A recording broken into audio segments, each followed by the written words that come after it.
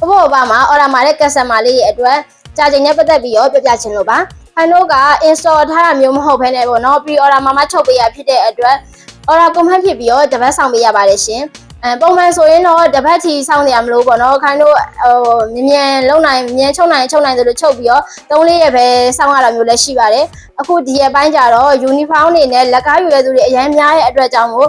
တပတ်10ရက်လောက်တော့စောင့်ပေးရပါတယ်ရှင်တပတ်10ရက်လောက်နေမှာပေါ့နော် daily app ပေးရပေါ့နော်ဒီအတော့အတွင်းမှာရတယ်ဆိုရင်လည်းစောပြီးရတယ်ဆိုရင်လည်းစောပြီး daily app ပေးပါတယ်ရှင်အရင်မှာထားတဲ့ customer လေးတွေကိုလည်းအမြန်ဆုံးပြီးအောင်လို့စူးစမ်းပြီးတော့မှချုပ်ပေးနေပါရဲ့ရှင်ဒီရက်ပိုင်းမှာခိုင်တို့